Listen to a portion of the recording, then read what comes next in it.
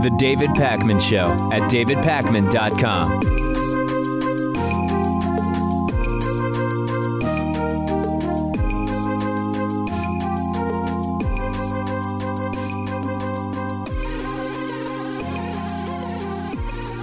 Democrats have lost another special election, making them 0-4 in the Donald Trump era. This was in the 6th District of Georgia last night. This was the spot vacated by Tom Price after being appointed Secretary of HHS by Donald Trump. Jon Ossoff announced his candidacy for this special election back in January. He was endorsed by some pretty prominent figures: Congressman Hank Johnson, John Lewis, State House Democratic leader Stacey Abrams in Georgia, raised over $8 million. And this is widely considered the most expensive House race in the history of all House races. A sort of referendum on Trump in some way, right? This was a major uphill battle. Tom Price, the prior seat holder there, won with a 2-to-1 margin many, many times. That's when he was opposed, sometimes unopposed with nearly 100% of the vote. This is a major red Republican district, and indeed Ossoff lost. We have the election results from last night. Karen Handel with 51.9% of the vote, besting Jon Ossoff, who had 48.1% of the vote. Now, there are many on the left who are split about the results here, Pat. There are some who are saying, even with Trump in the 30s in popularity, we still can't get a win in this special election. Others saying, hey, you know what? This is a really red district, and the fact that he even got 48% of the vote is already a big deal. So what is the good news? The good news is this is as close as a Democrat has come to winning Georgia's 6th district in a very, very, very long time, and better than Hillary Clinton's vote share in the 6th district, which was 46.8% in November of 2016. What's the bad news? The bad news is, number one, even though money helps you win, this was a crazy amount of money for a House race, and Ossoff still lost, even with the president with a 30-something% approval rating, and this is sort of referendum on the president. But this really relates more to a broader issue I've been talking about, Pat, which is how are Democrats going to win in 2018? Ossoff was basically, between a progressive Democrat and a blue dog Democrat, not unusual in terms of what we're going to see in a lot of districts in 2018 and 2020. And he, opposes prison sentences for nonviolent drug offenses. He supports abortion rights and access to contraception.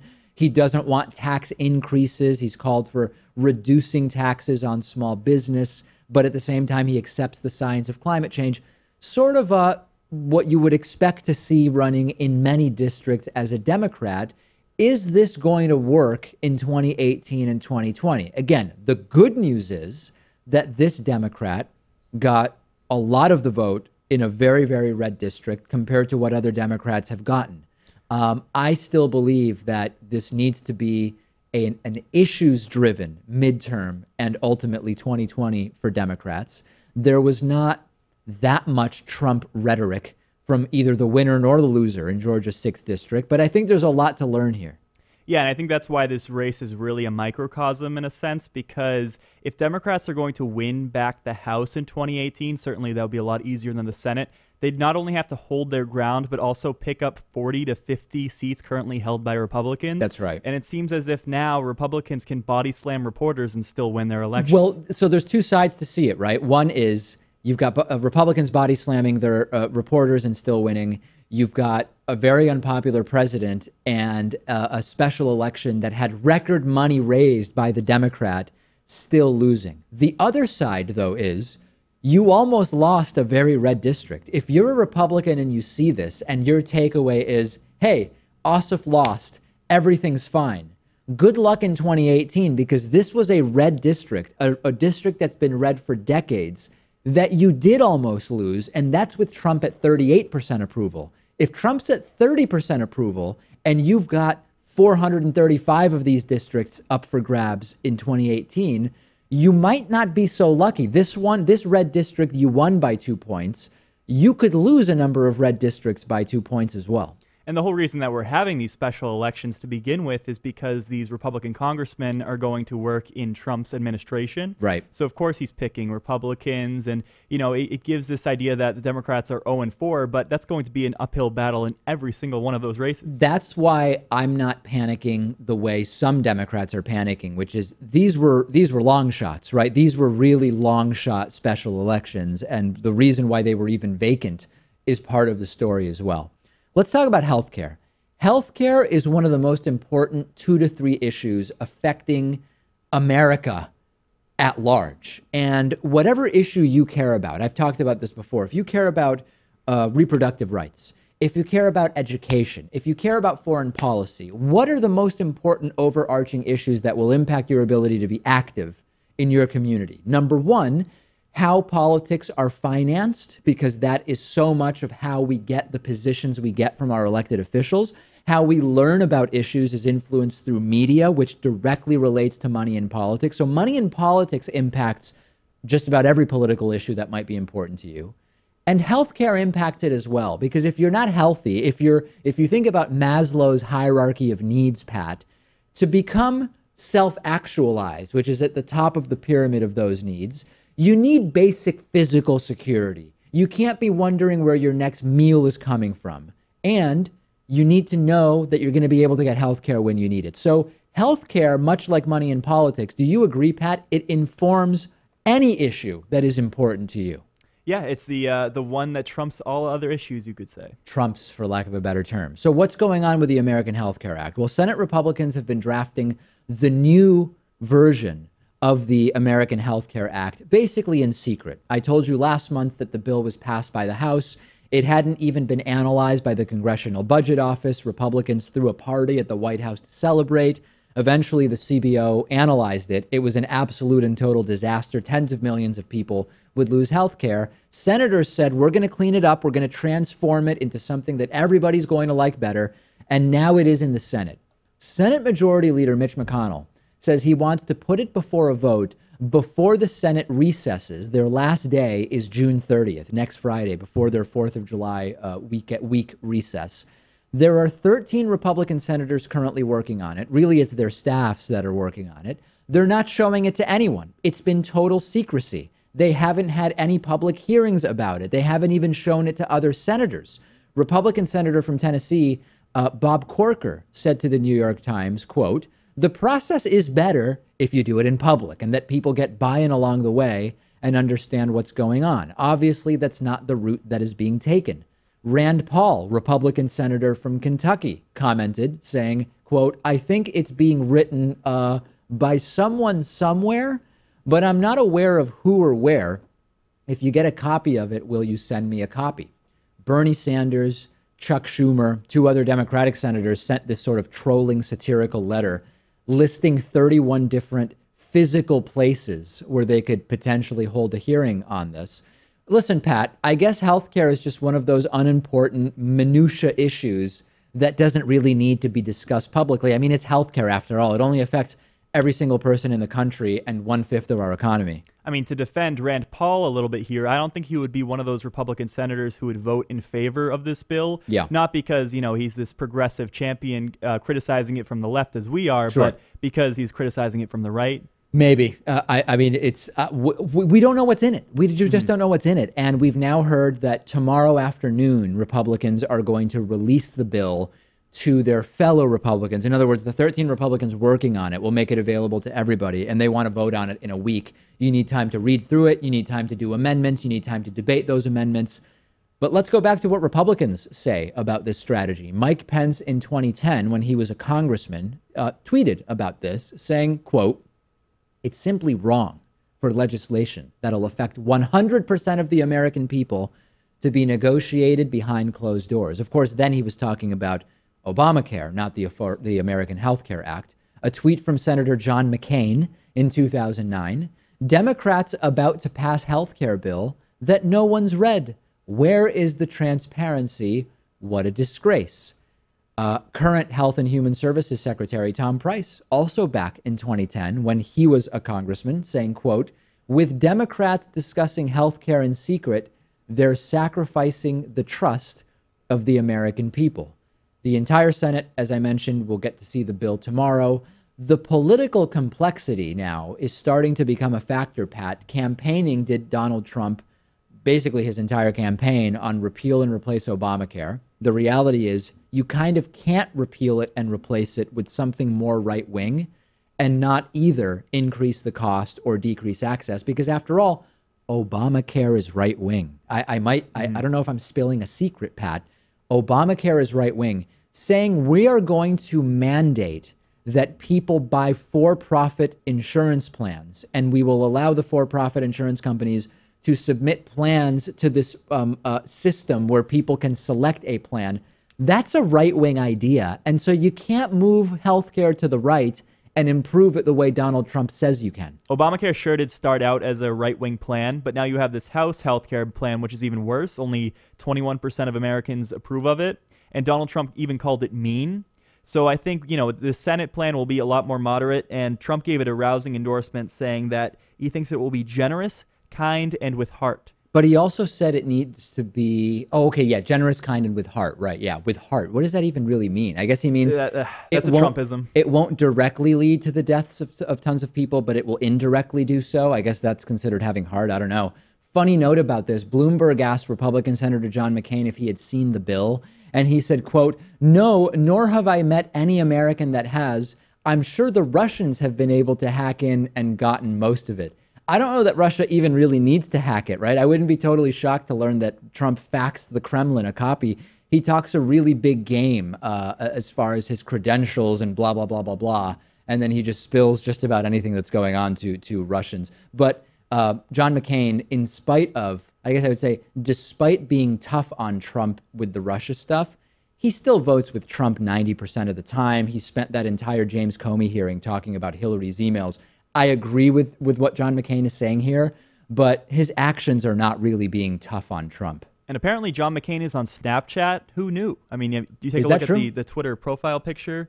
That's a Snapchat icon. Filter. Oh, that's interesting. Yeah. John, well, news to me. I didn't know about it. In the context of the Russia scandal, we've been keeping you up to date on who from the Trump administration has been getting worried about the investigation into the Russia scandal and chosen to hire private personal lawyers. So recently I told you Donald Trump lawyered up with Mark Kasowitz. Then he added another lawyer, Jay Sekulow. One of Trump's lawyers, Michael Cohen, himself hired a lawyer of his own. Jared Kushner got a lawyer. Mike Pence got a lawyer. Now, the country's top lawyer, Attorney General Jeff Sessions, has himself lawyered up. It was first reported yesterday that Jeff Sessions has hired none other than his longtime friend and attorney, Charles Cooper, who is a conservative activist. Shocking, right? Sessions has a very questionable background when it comes to race and social issues. So what kind of lawyer do you imagine Jeff Sessions would be friends with and hire to represent him? Naturally, Charles Cooper is a lawyer who once defended the Christian school Bob Jones University in court when they were trying to ban interracial dating on campus. Jeff Sessions' new attorney has also defended an employer's right to discriminate against people who have HIV. We don't exactly know when Jeff Sessions hired Cooper, but he reportedly prepped Sessions for that hearing in front of the Senate Intelligence Committee last week. Cooper was at the hearing, which prompted speculation about whether or not Sessions had hired him, and afterwards, it appeared that everything Jeff Sessions did was something a lawyer would have instructed you to do, right? I can't recall. I don't remember. I don't believe so, Senator. I'm going to invoke executive privilege for Trump, even though I can't actually do that. And now it's been confirmed by Charles Cooper that he is representing Sessions. He refused to say anything else. He said to the Washington Post in an email, quote, "I do represent the Attorney General, but as with all clients, do not comment on confidential client matters." Cooper was being considered for the Solicitor General position at the U.S. Justice Department. He removed his name from consideration for that role because he didn't want to go through the confirmation hearing process, saying at the time, quote, "After witnessing the treatment that my friend Jeff Sessions, a decent and honorable man who bears only goodwill and good cheer to everyone he meets, had to endure at the hands of a partisan opposition that will say anything and do anything to advance their political interests. I am unwilling to subject myself, my family, and my friends to such a process. Okay, I'm not really sure, Pat, why he would be so worried about it if he had nothing to hide, but fine.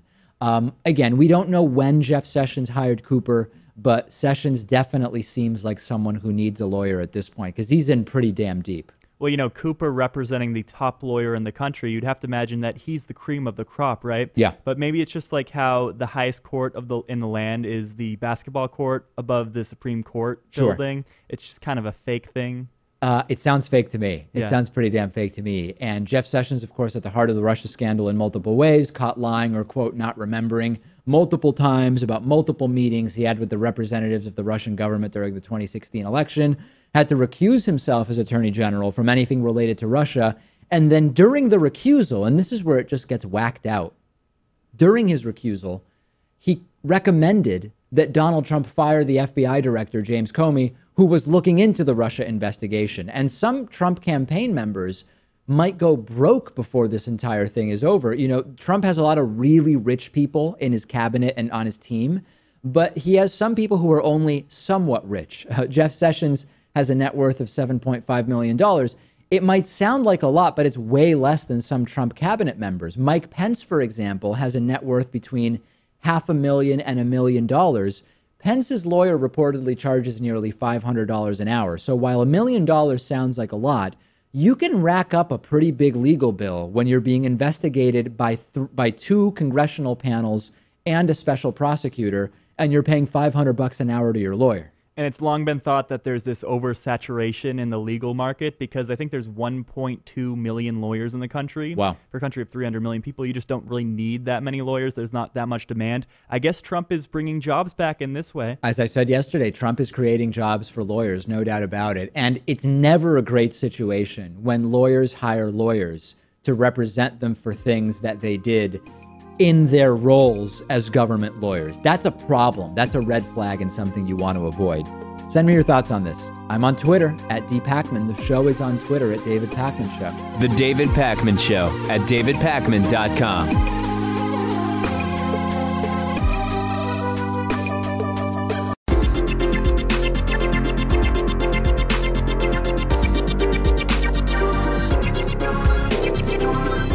The David Pakman Show at davidpakman.com.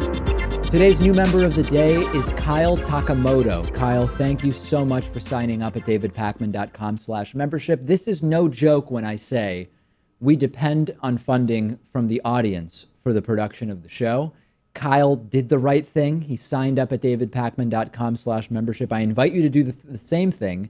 You can read about all of the great member benefits there. You can also make a pledge of as little as $1 per month at patreon.com/davidpakmanshow. And if you ever do choose to shop at Amazon, you can go to davidpakman.com/Amazon before you shop. Everything you buy will send us a little kickback. All right, I know people have been waiting for this moment for nearly a week. We are going to get into this week's episode of Hatriot Mail. Brace yourselves for the only information that can successfully penetrate a tinfoil hat. Hatriot Mail. Written by patriots who hate David Pakman. Because America. And because freedom. All right, this week's Hatriot Mail really needs no introduction other than to say, best grammar ever. Take a listen to this. Pakman, you're an idiot. Grow up. Jesus, you are f***ing intolerable. David Pakman. Please explain to me your logic for which the validity of is in arguments hinges upon the amount of correctness political, and is of your line does recommendation bogus arguments. Are you trolling us right now? I had the same question for the person who sent in this Hatriot Mail. My favorite line from this, and really it's one of the best lines we've ever had in Hatriot Mail, Pat. Explain the validity of is and arguments. And then I also liked correctness political. Yeah, it's like one of those languages where you put the adjective after the noun. Right. Unfortunately, that's not English. Yeah, but, English does not fall under that umbrella, unfortunately. But yeah, so, okay, well, listen, I am going to put forth an argument which is of is and in.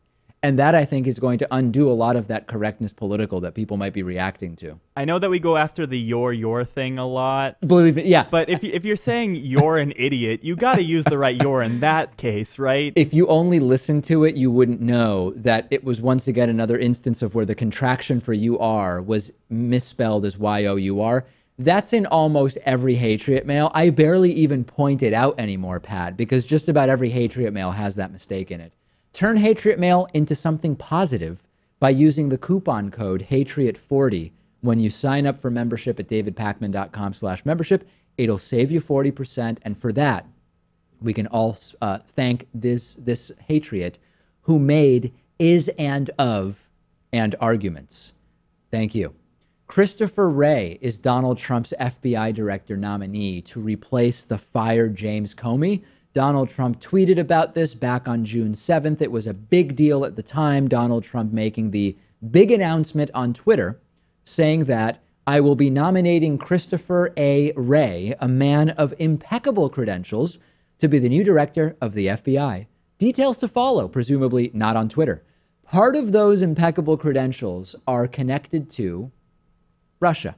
Wray's law firm, King & Spalding, represents, wait for it, two of Russia's largest state-controlled oil companies, Gazprom and the now infamous Rosneft. And we've since learned that Christopher Wray also represented an American energy executive in 2006 who was being criminally investigated by the Russian government. That detail, the key detail there is that you used to be able to go on the King & Spalding website and read about that aspect of Christopher Wray's attorney past. All the way back to 2009, if you went to the King & Spalding website, you would see, oh, that's interesting. That's something that Christopher Wray worked on. But suddenly, Pat, it's gone. Now, scrubbing a public biography is obviously not a crime.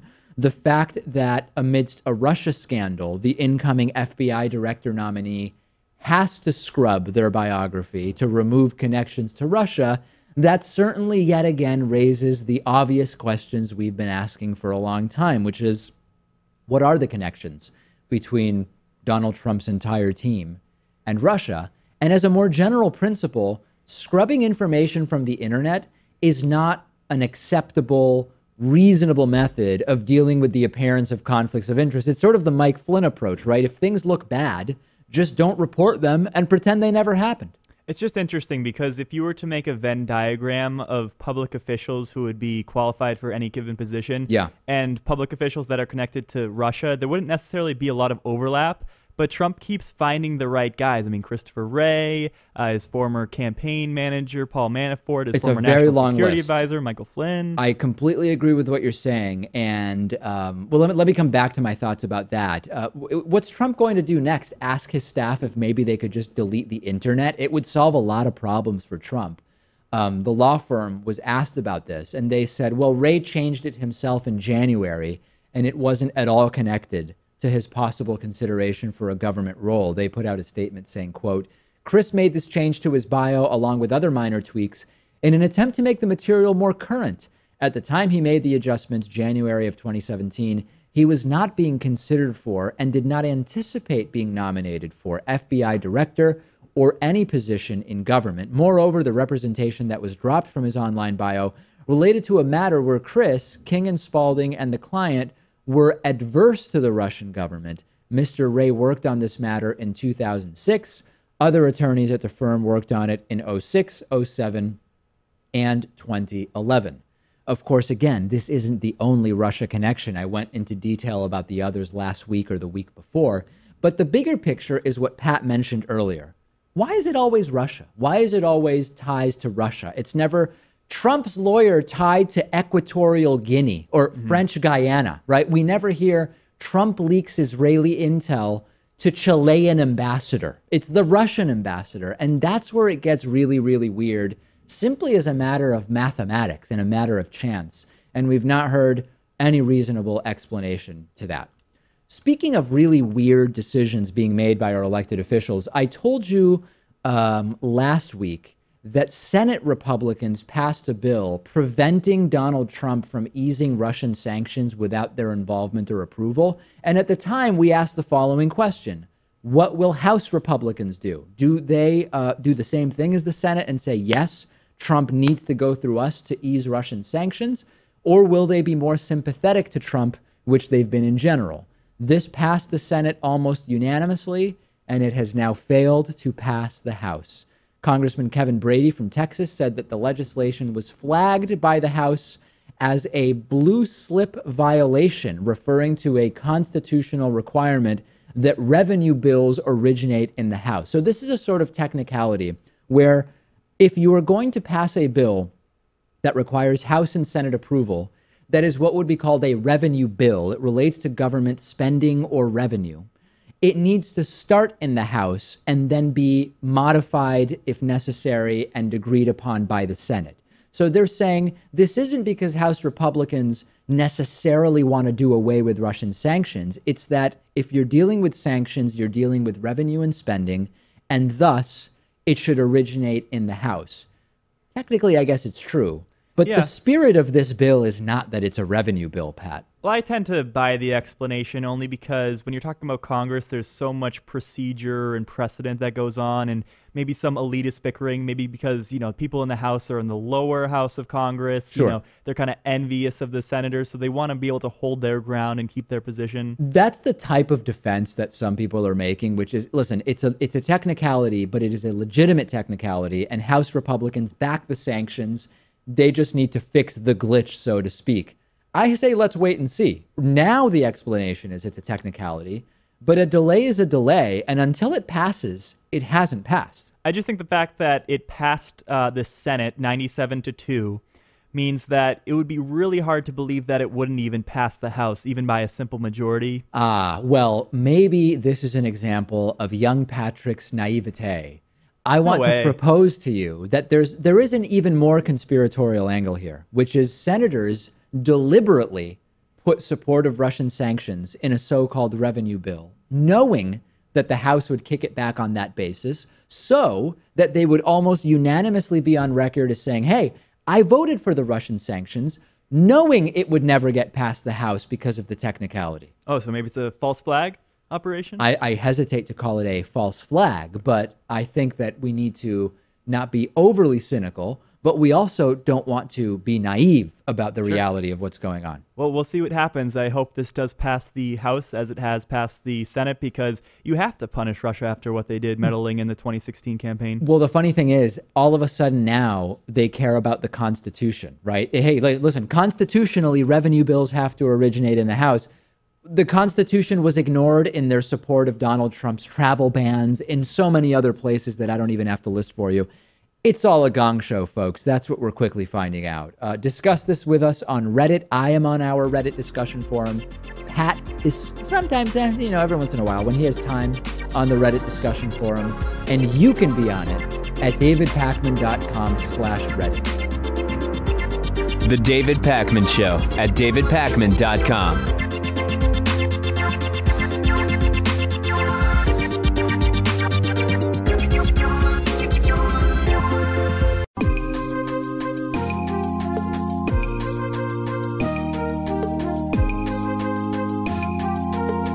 Welcome back to the David Pakman Show. I'm joined today by Corey Dolgon, who's professor of sociology at Stonehill College and author of the new book, Kill It to Save It. Corey, this concept of kill it to save it, it's a concept that in politics we've heard sort of for different reasons and in different ways from the political left and the political right. But speaking generally, what's that concept mean, kill it to save it? Well, the way I use it in the book is to explain the current trend towards trying to dismantle the public sector and the public infrastructure and, in essence, the public good, all under the guise of reform. And so the reform narrative, and I think today or tomorrow we'll find out about the Republican health care plan, but the idea of essentially dismantling public support for public health and public welfare, privatizing it, in essence destroying it under the guise of trying to save it or reform it. Yeah, and that seems to be, would you agree that that's more of a right-wing perspective on kill it to save it? Well, I think that the right wing has really crystallized this paradigm, and I think that Donald Trump has really brought to bear kind of almost every one and the worst elements of what Kill It to Save It represents.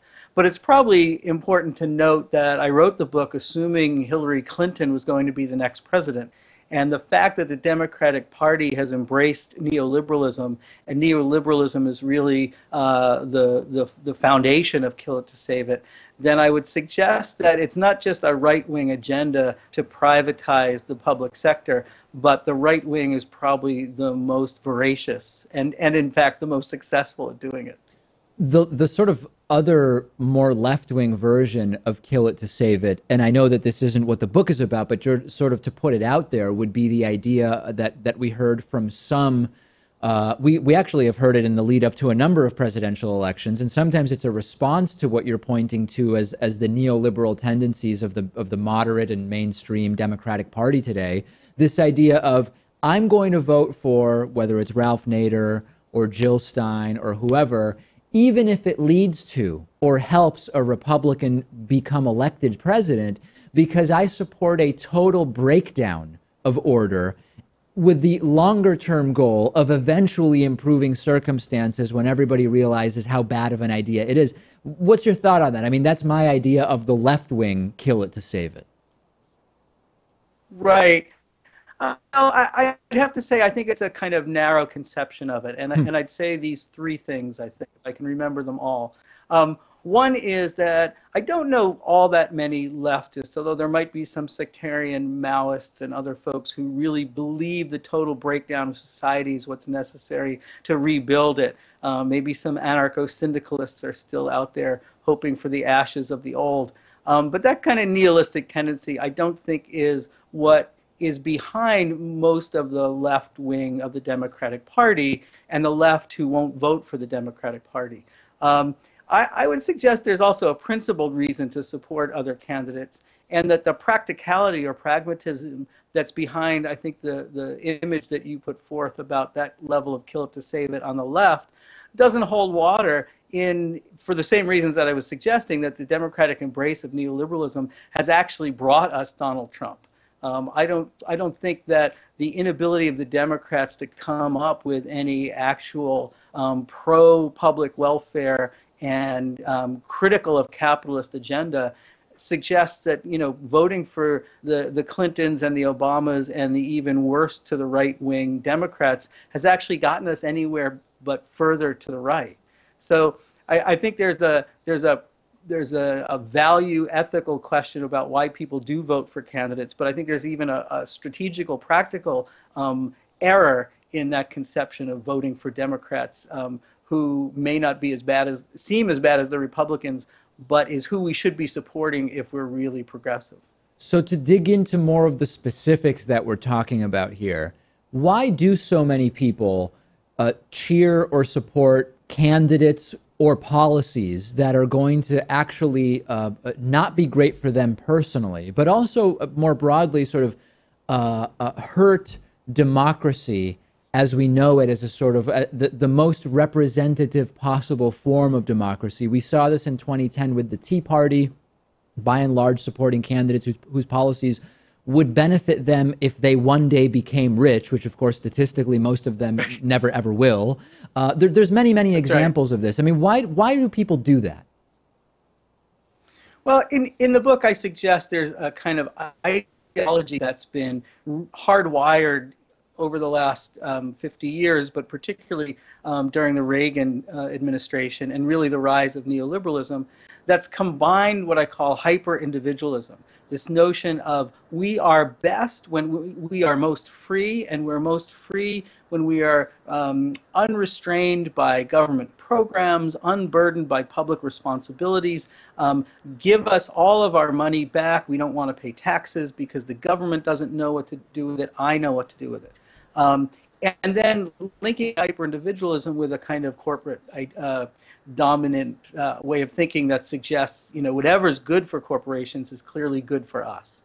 And so while there are lots of contradictions in those two things fused together, it means that people consistently vote against their best interests because they don't have any faith or belief in the public sector anymore. But of course, as individuals, we can't build roads, and we can't fix bridges, and we can't improve our educational system. And we could go on and on down the line, but the best this country and really the world has ever had to offer people was when we recognized our mutual interests, our mutual self-interests, and the need for us as people to come together to build the large things that societies need. And since you mentioned Ronald Reagan, I mean, there's definitely some aspect of the importance of myths that enter people's minds when they conceptualize either the role of government or welfare programs or whatever, poverty, for example. I mean, with Reagan, there was this welfare queen who drove a Cadillac. I mean, I don't even remember the specifics of it at this point.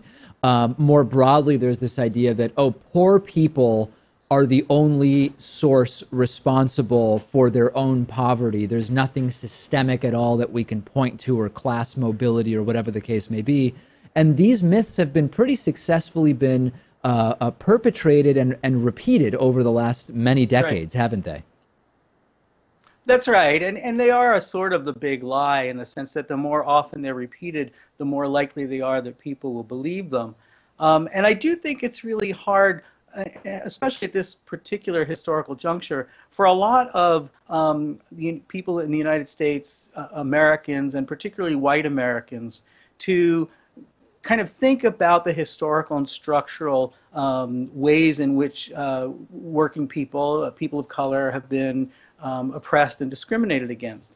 And I actually just wrote a piece in which I'm looking at a case here in Massachusetts where the Massachusetts Supreme Court actually found that it was legal and one should not, in fact, prejudice in court against African-American men who flee from the police during questioning or being asked to stop, because racial profiling has reached such a degree in places like Boston and Baltimore and Ferguson, and actually you could go through every state and every city in the country that's actually studied this issue. The Department of Justice has done a number of these studies and finds that racial profiling is alive and well and so virulent and so detrimental, particularly to African-American men, that it is in fact justifiable for them to flee. This is what the Supreme Court of Massachusetts found.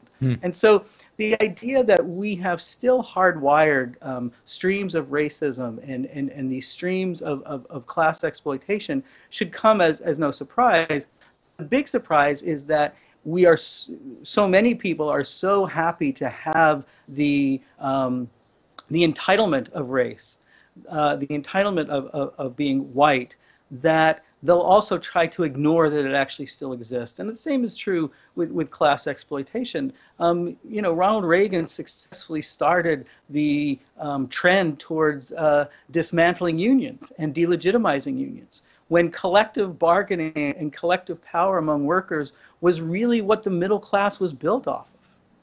We've been speaking about the book Kill It to Save It, whose author has been talking to us, Corey Dolgon, professor of sociology at Stonehill College. I highly recommend the book. So great talking to you about this today. Thank you so much, David. The David Pakman Show at davidpakman.com.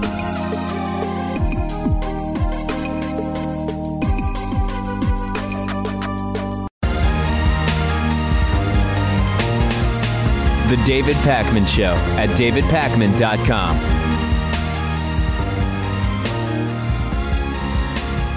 Really bizarre story to tell you about. Steve Bannon, Trump's chief strategist and sort of propagandist in chief, is fat-shaming outgoing press secretary Sean Spicer. Spicer's reportedly being considered for a different position at the White House, as I told you yesterday, which would take him out of his job as press secretary and giving those daily briefings to the White House press corps. And Spicer has been holding more and more of the press briefings without cameras in the room, and reportedly 2 days ago actually held one without cameras or audio recording in the room, which sort of defeats the purpose. No one at the White House has commented on this new format for the briefings, except for Steve Bannon. He was asked by a reporter at The Atlantic why Sean Spicer hasn't been allowing cameras into the room, Bannon texted back a response to The Atlantic saying merely, Sean got fatter, suggesting that alleged increases to the weight of Sean Spicer have made him not want to be on camera. Bannon did not respond to a follow-up. That's all he said. He also didn't say Sean got fat. He said Sean got fatter. This is odd on a number of levels. It's odd because Steve Bannon isn't exactly a skinny guy, right? I mean, neither is Donald Trump. I'll remind you, if you're watching, Steve Bannon is sort of a portly fellow as well. And this isn't about responding to Bannon's fat shaming by fat shaming him, but just to sort of be aware of the hypocrisy. And Steve Bannon is also quite a bit bigger than Spicer. I mean, we've got a freeze frame of Sean Spicer to show our TV audience from a recent video. This is sort of like when Trump kept fat shaming Rosie O'Donnell. Doesn't really make sense. Maybe it was a joke. We don't know for sure. If Bannon was joking, maybe he'd follow up to make sure that the reporter knew it was a joke. But this is really, really odd. And Bannon seems to have touched on the sort of third rail of American politics, which is if there's one thing people in the U.S. can agree on, it is our right to be overweight. Yeah, I mean, we can't all be as handsome and fit as Steve Bannon is. No. What I thought of was, where are you in your head? Where are you emotionally where you think to send a message like that? Even if I thought this is something I want to communicate, I wouldn't send a message like that to a friend about someone we both dislike for fear that it could be screenshotted and published at some point. Never mind sending that text to a reporter about a colleague. Is it possible, though, that Steve Bannon was just trolling here? Like, he didn't want to answer the question as to why cameras weren't allowed in the briefing room. Right. So he just wanted to kind of facetiously shrug it aside, not really answer it. He could have just not answered it the way no one else at the Trump White House has. But he also might be practicing the expert act of distraction to appeal to us progressives to feel badly for Sean Spicer instead of the truth that Spicer is being pushed out because he's a train wreck. He made us want to think he's fat shaming Sean Spicer, and that's a really mean thing to do. It could be Steve Bannon being a total and utter genius. I don't know. I guess the jury's out on that. Fox News has touted fair and balanced as its motto, despite its obviously meaningless reality for years and years on air. No more. Fox News is no longer using fair and balanced as a motto. My immediate reaction was, oh, good. The first step is admitting you have a problem. But is this because they're admitting that they aren't actually fair and balanced? No. The network said in a statement, this has nothing to do with programming or editorial decisions. A senior network official emphasized that the slogan was officially dropped last August and almost nobody even noticed, and that the reason they did it is because it's closely associated with Roger Ailes, the now deceased former Fox News executive and founder of the network. He originated the phrase. He was fired in August in a sexual harassment scandal and has since passed away. You're still going to hear fair and balanced said on air, Pat, in case you were worried about that, but it's not going to be in graphics anymore. They have a new motto. The new motto is most watched, most trusted. Yeah, this had to be done, of course, because everyone knew that Fox News was a right-wing channel, and that's totally fine, but you just have to be open and honest about that fact. The problem with their new motto, too, is it kind of, you can make the same criticism, right? Because it's not the most watched after the ratings came out in May. Right. And it's certainly not the most trusted. No, and how do you even really define that? And I actually go back to The Simpsons for what I think the new slogan should be. The Simpsons jokingly used a fake Fox News slogan in an episode where Fox News was displayed, and that motto was not racist, but number one with racists. And I think that is actually an accurate slogan. It's the one from the comedy show, and it's actually way more accurate than the ones that they've been cycling through. And as Pat pointed out, Fox News is not doing particularly well right now. They lost anchor Megyn Kelly.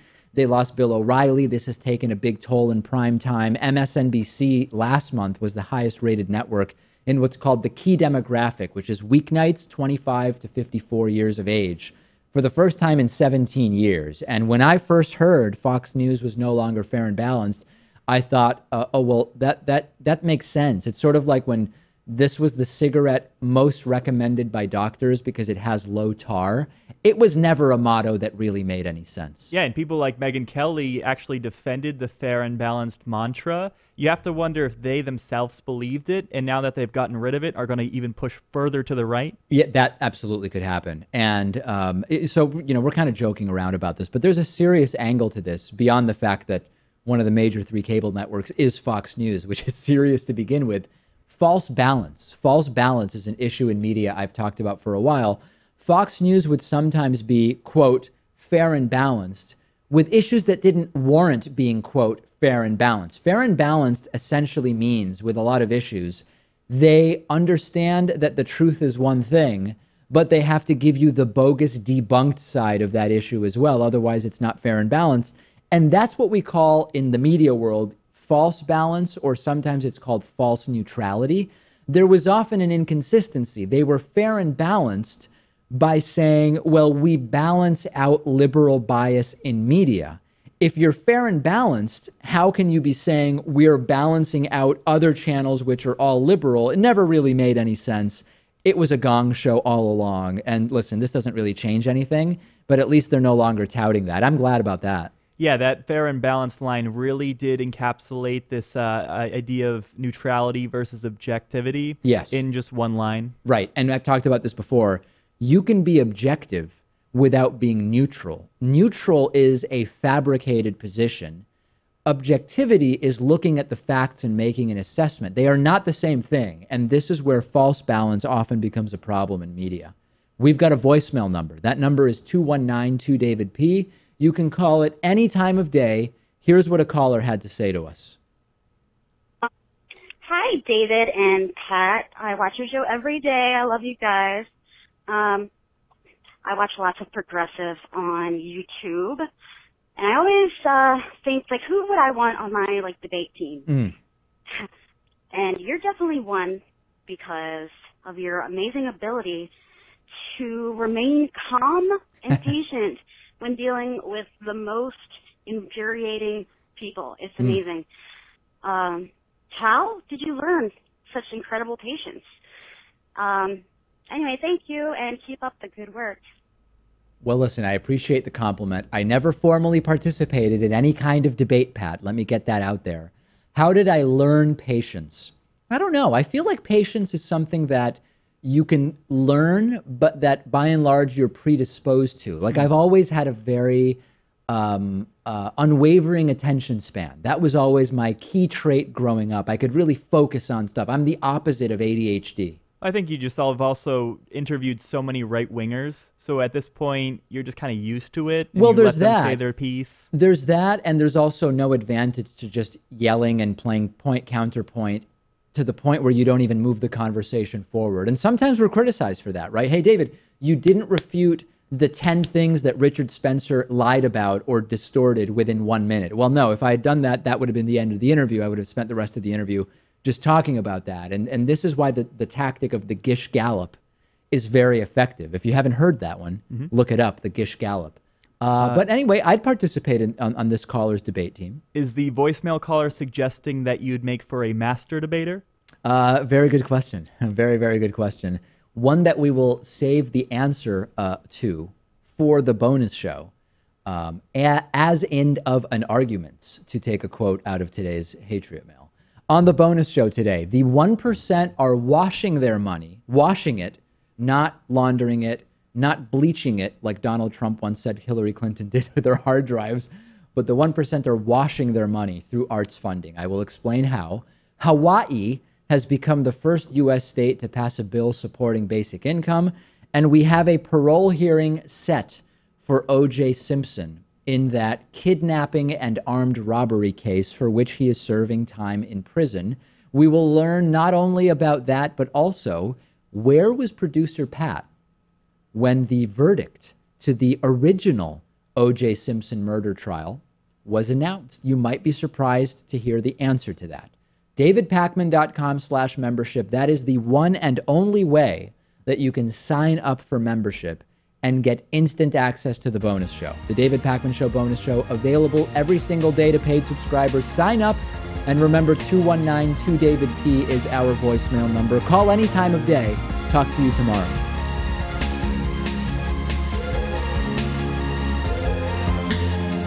The David Pakman Show at davidpakman.com.